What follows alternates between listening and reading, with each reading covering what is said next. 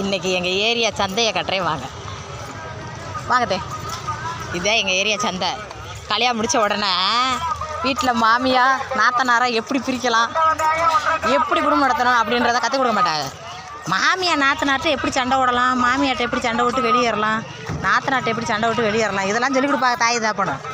ஆனால் எப்படி காய்கறி வாங்கிறது, எப்படி குடும்பம் நடத்துறது, எப்படி குழம்பு வைக்கிறது இதை சொல்லித்தர மாட்டாங்க. அப்படி உங்களுக்கு இன்றைக்கி சொல்லித்தரேன். இன்றைக்கி எப்படி காய்கறி வாங்குறது பிடிங்கத்தே. மிச்சர் கடையில் போய் நான் மிச்சர் வாங்க.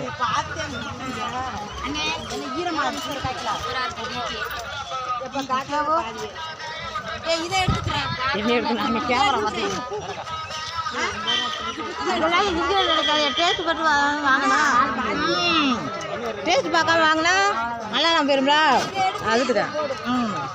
சரி எவ்வளோ? ஏன்னா இப்பெல்லாம் ஒரு கேமரா மேன் வச்சுட்டு ஒன்றுமே வாங்க முடியாது. எவ்வளோ உண்டு? எவ்வளோ காய்ச்சல்? எவ்வளோண்ணா இது? கடலப்பருப்பு இல்லையா? உப்பு உப்பு எவ்வளோ?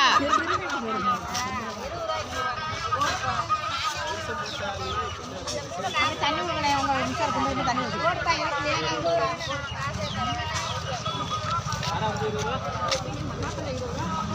எல்லாமே டேஸ்ட்டாக இருக்குது.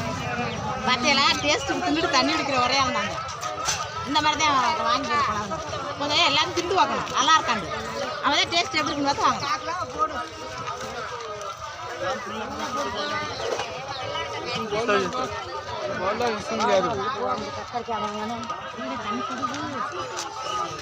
எல்லாமே நல்லா இருக்குது. எல்லாத்துலையும் காய்க்கில் போடுங்க அப்படின்னு போட்டு அதுக்குள்ளே கட் பண்ணாதீங்க. லூசத்தை கிளிப் பண்ணுங்க. ஓகே ஓகே நீங்கள் வாங்கிட்டு வாங்க. நாம் இப்படியே போய் சந்தையை பூரா மக்களை கட்டிட்டு வரேன். பார்த்து தின்னுங்க. ரொம்ப தின்றாதே, பாவம் அண்ணனுக்கு நஷ்டமாயிரும். நான் கொஞ்சம் கொஞ்சமாக நல்லா இருக்குது. எல்லாமே சூப்பராக இருக்குது. திண்டு பார்த்து கண்டிப்பாக வாங்கணும். இப்படி தான் மக்களே பார்த்துக்கோங்க. இதான் எங்கள் ஏரியா சந்தை. சின்ன வெங்காயம் எவ்வளோக்கா? கிலோ 60 ரூபாயா?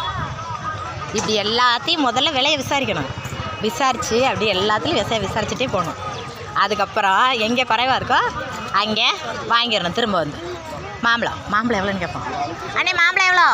1 கிலோ 50, 1.5 கிலோ 50. 1 kilo 50, 1.5 kilo 50. அப்படியே விசாரிச்சுட்டு போகணும். இதே மாதிரி மாம்பழ கடைக்காரவங்க நிறைய பேர் இருப்பாங்க.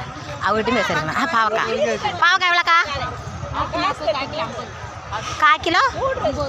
அந்த படியில் படியை கட்டுங்க.